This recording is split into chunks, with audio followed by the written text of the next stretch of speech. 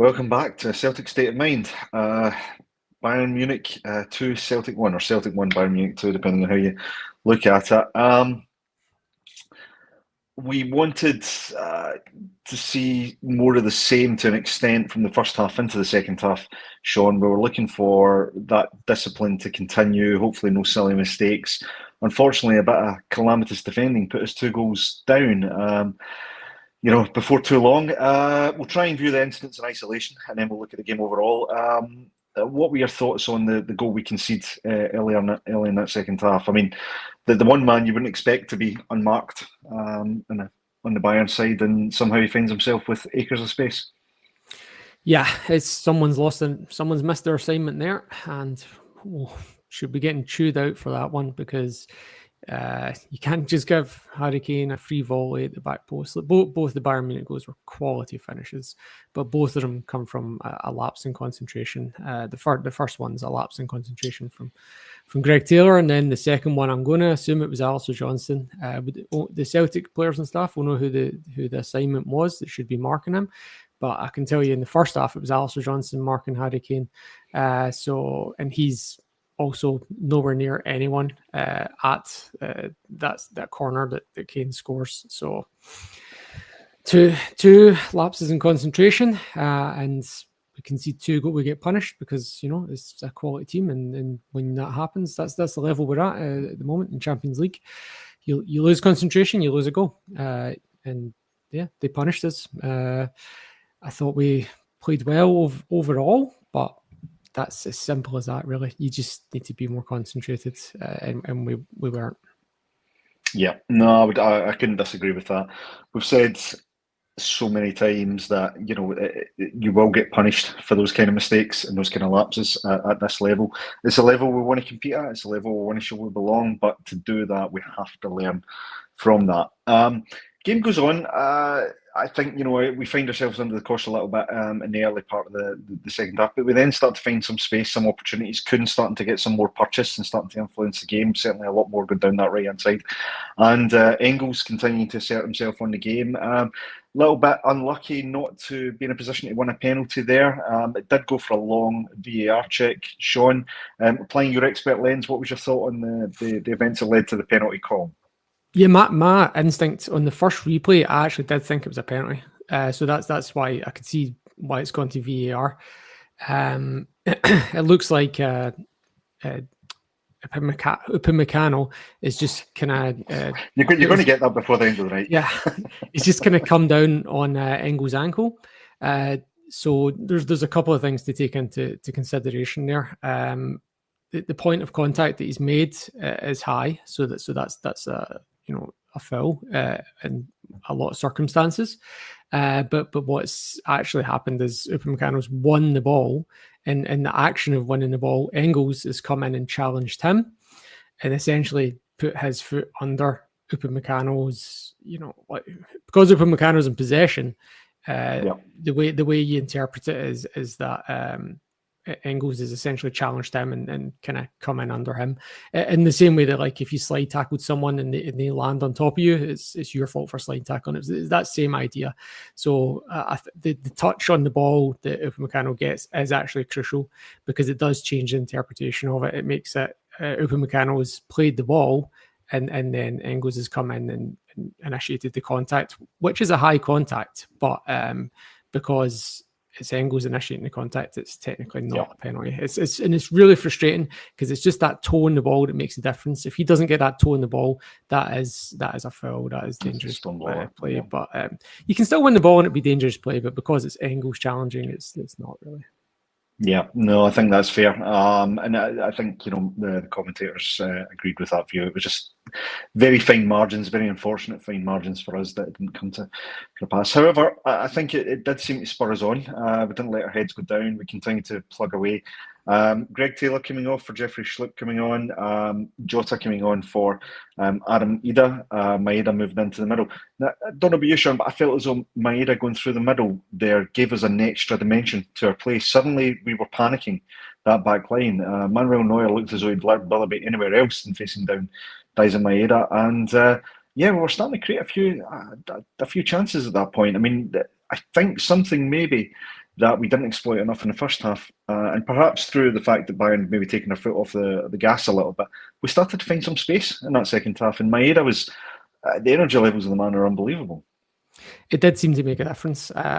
We talked about it at half time, and I was very much on the fence. I couldn't quite decide if we, when we do make changes, if Ida stays on or whatever. But it turned out, Maeda up front was the right call. Maybe it should have been from the start, because his pressing up front did put him under pressure. Did really change the game. Did allow Celtic as a whole team to press more. If you go back and watch the first half, we're really rigid in that 4-4-2, and it works well. It really restricts Bayern Munich to very little chances until the moment where the ball goes over the top. Taylor switched off, and it's an excellent finish from Olise. But when you do put Maeda up there, he really triggers a lot more pressing from the Celtic team, and it allows us to flood a lot more players forward. And to be honest, Maeda actually showed why he's still at Celtic. Don't want to criticise him really, but like the one where he nicks it off Manuel Neuer, and he's basically got a free shot and goal. It's a tight angle, but I think he should be getting that on target, or at least taking a bit of pace off it, and so that someone else can try and get in. But I thought actually at the end, I actually thought Maeda was the best player on the pitch. So I'm going to say that I thought he was the man of the match, but I didn't say that at halftime, because I thought he affected the game much more playing up front in the second half. We did that same tactic against Brugge when we were 1-0 down at halftime. And we didn't necessarily play Maeda up front, but what we did was we did change to him being on the press, and that's where a lot of our chances started to come from him putting the defenders under pressure and goalkeepers under pressure.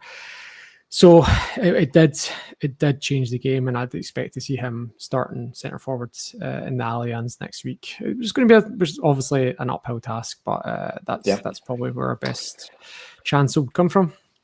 Yep, absolutely. And I think the one thing I do want to mention or ask, get your opinion on rather, is not just thinking about the game at the Alliance, but thinking about going forward. Who takes that striker berth for you now? Is it still Ida's, or would you see Maeda moving into that number one position? Dundee United at the weekend, it's going to be Ida, right? And I think it should be, just to be clear. And I think we do. Maeda's played like 490 minutes in a row, something like that. So I think he needs a little bit of a rest before we head over to Munich on Tuesday, no less. When Kyogo was here, it was very clear there was space for two strikers, and I think that's going to continue to be the case, even though it's Maeda now is the number, like one of the two strikers, if you will. I think he's shown, even when he's shown domestically in the last two games as well, that he can do it against domestic teams, and it's not just European games where there's more space in behind that he can do it. He's done it in lots of different ways. I mean, the goal that he scores isn't necessarily, it's not him putting anyone under pressure. It's not him getting in behind. It's just, being alert, moving, and just being aware for that. Well, let's talk about the goal a little bit. So, we make a further change. We bring on Yang, much maligned player, but he's got previous at having pretty effective cameos in the Champions League. I think it's fair to say he had another one tonight. I thought, his first touch, he gives the ball away, and suddenly you're thinking, oh no, here we go. We've clearly dropped quality by taking Kuhn off, and we've brought Yang on. However, and absolute credit where it's due here, boy didn't let his head go down. He was lively, he was active, he was looking for the ball, he was building a play, and he gets an assist. He's got a long way to go to, I think, prove that he deserves his spot in this first team squad. Still going to have a lot of detractors, but he's just got to keep doing what he's doing at the moment. I feel sorry for Kuhn in a sense. He only gets about 5 minutes in that change formation before he has to come off. He has a goal chopped off in the first half correctly, but it was still a great finish. If Adam Ida hasn't played it offside. So when Yang did come on, what he had was the benefit of Celtic actually getting bodies forward in support of him, which was pulling Bayern Munich players, creating space. So I know Yang does get the goal assist for the goal, but it was scrappy in a sense, right? So you're not going to say it was down to pure quality, but he did play well, Yang. I thought he played, he got his head up, he drived into the right positions. What he still lacks is a little bit of quality in that final ball. It's still lacking. You can see it tonight because even though he gets an assist, you probably say it's a shot that he's just mishit, right? Well, and it's gone to Maeda. I'm not taking it away from him tonight. I'm giving him the credit.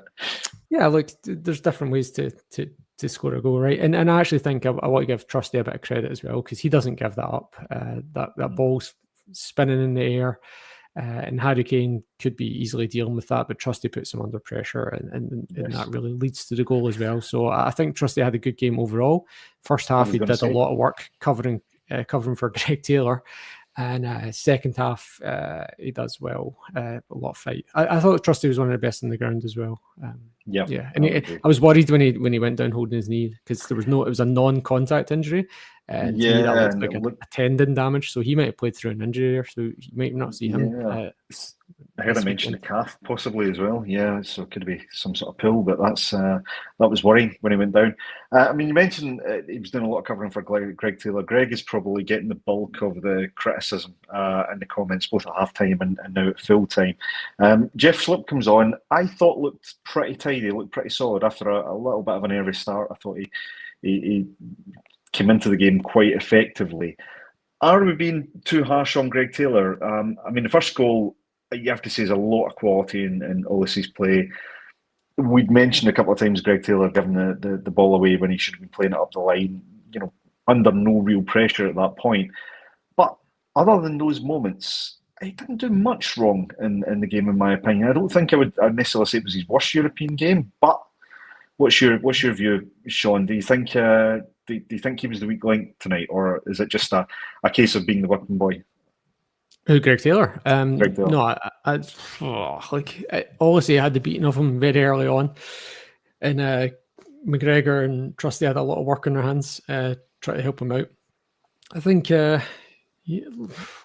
I think he probably was the weak link tonight. And I think, there's been games in Europe where he's played well, and there's been games in Europe where he's really obviously not played well. And tonight was one of those ones, unfortunately. And when Schlupp came on, I think the first touch he takes is a shocking touch.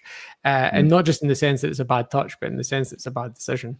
So he's just desperate to try and keep possession, and just takes the touch into a dangerous position and just concedes possession in a dangerous position. And that's my immediate reaction was, well, that's why Greg Taylor's playing, right? Because he doesn't do that. He's smart enough to not do that. He's got the experience to not do that. Jeffrey Schlupp making, I don't think it's his Champions League debut, but certainly it's his first game for Celtic in the Champions League, and but then once we started piling forward, what stood out was that Schlupp had the physicality and pace and to cover a lot more area than Greg Taylor, and was a lot stronger in one-on-ones than Greg Taylor was. There's the one where it's the Gnabry hits the left foot volley, Schmeichel saves it, and it comes to Kimmich, and Schlupp just gets it and wins it, and Kimmich is down in the floor injured just because Schlupp is so strong and has won that ball first. So there's pros and cons to both, right? And I don't know if I'd say Schlupp's a starter, but he was better tonight than Taylor. You can mitigate it if you want. You can say Schlupp was up against the substitute, and Taylor's up against a fantastic player in Oliseh. But it's hard to be too definitive about it. But certainly Schlupp was better tonight. I think the context is important, as you said. I do want to bring in some of the comments, get the early impressions from those watching the game. So we'll start with Stephen Broadley. So proud of the team. Shame that goal never stood after 27 seconds. Yeah, there is a lot of what ifs. If Ida hadn't necessarily been quite as far forward, and maybe that goal counts, because I don't think Manuel Neuer was getting there. Similar with the penalty, I think it's such fine margins, but that's the competition we're in. Paul comes in to say Taylor exposed at this level yet again. I think a lot of people sharing that view tonight. I do think you have to take into account the quality he was up against there.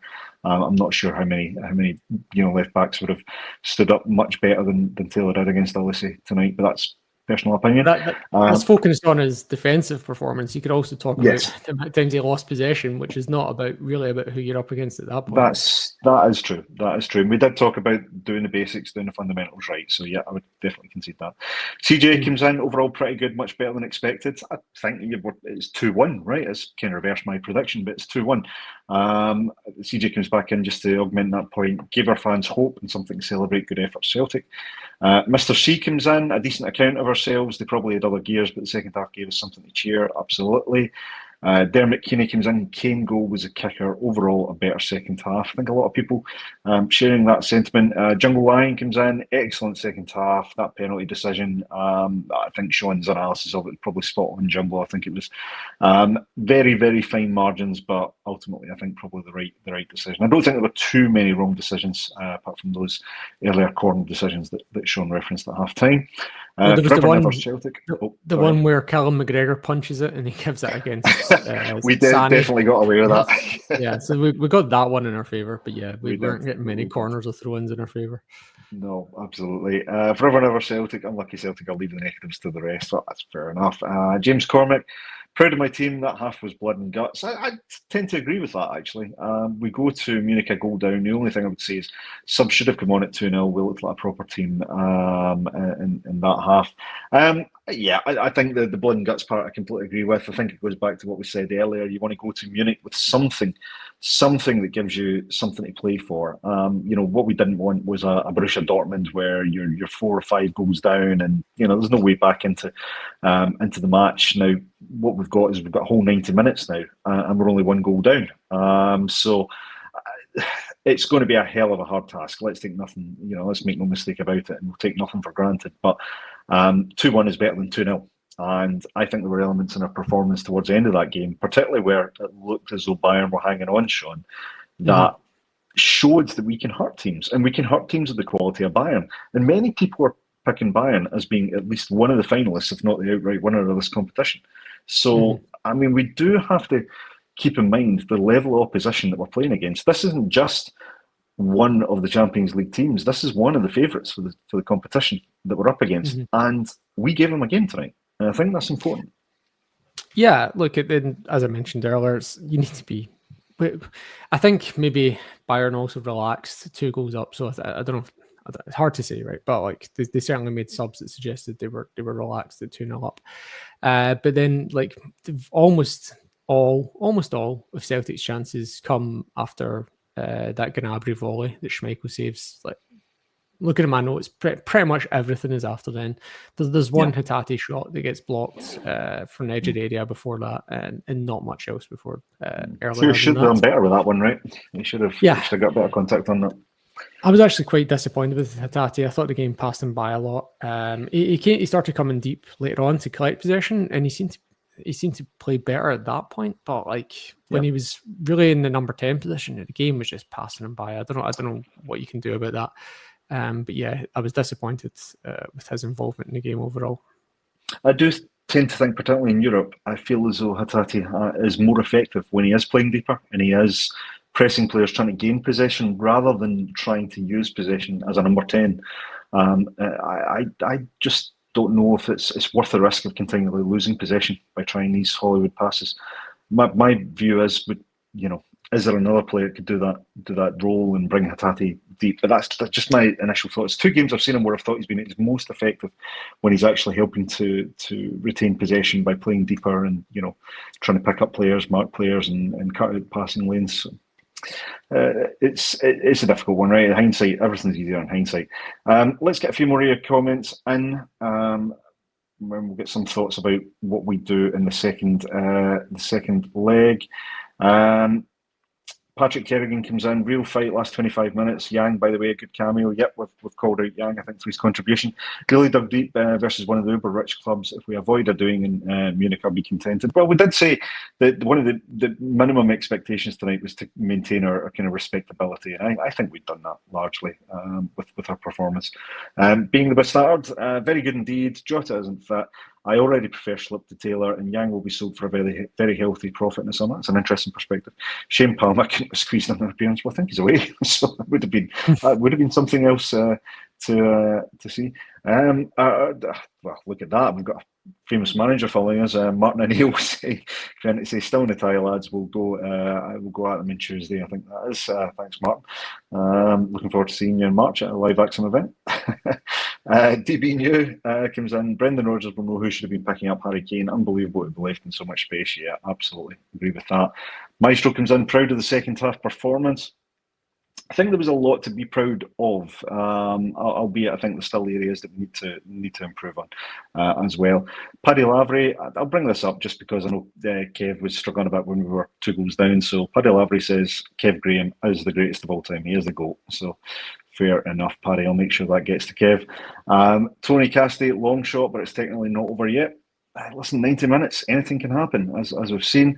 AR comes in. Yang has shut me up tonight, so fair play to him. He was good.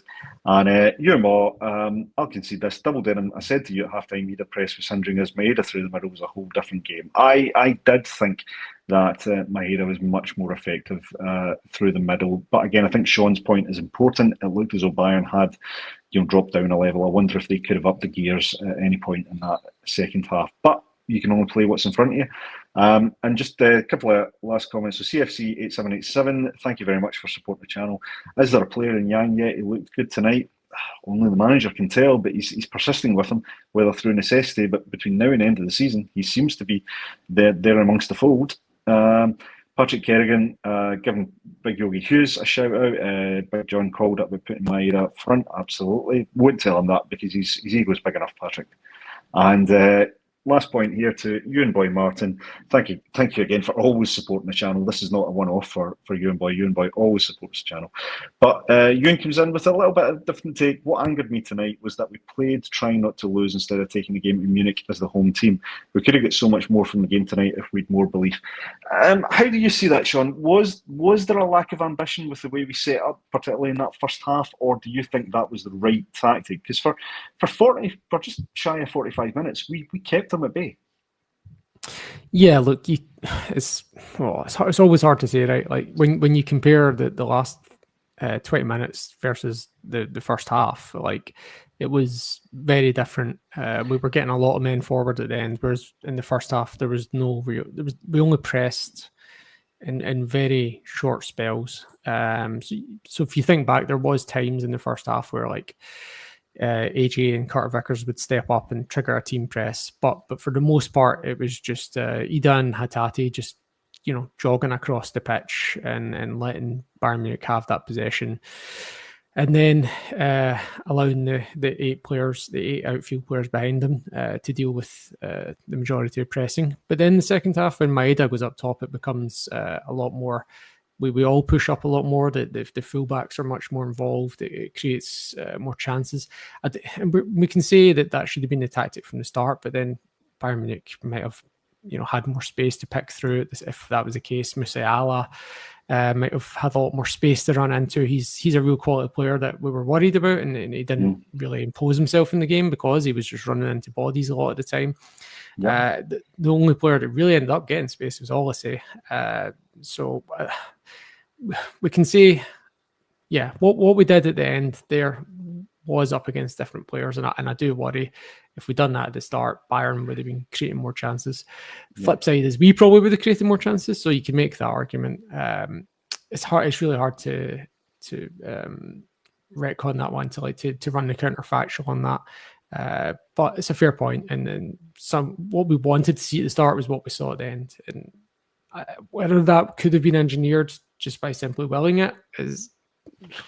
We've seen so many times at this level that it doesn't usually work that way. But in hindsight, we would have liked to have seen that from the start.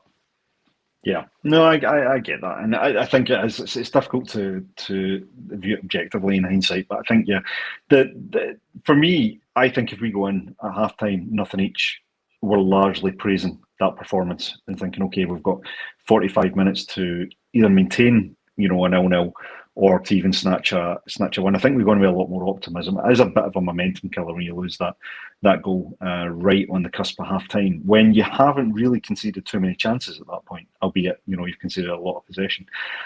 Let's think forward then. We'll skip ahead to the second leg in Munich.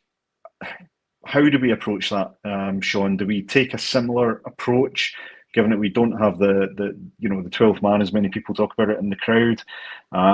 But is it a case of trying not to concede too many goals and then look to exploit those opportunities in behind, maybe utilising the pace of Maeda, the trickery of Kuhn, the trickery of Jota, if he's got another week's worth of fitness under his belt?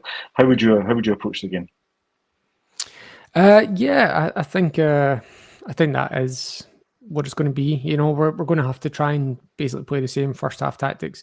I would be tempted to play Maeda first because our press was too infrequent. Our forward press was too infrequent in the first half for a home game. So you would maybe be playing the legs that Maeda's got there and hoping that he's supported by his teammates.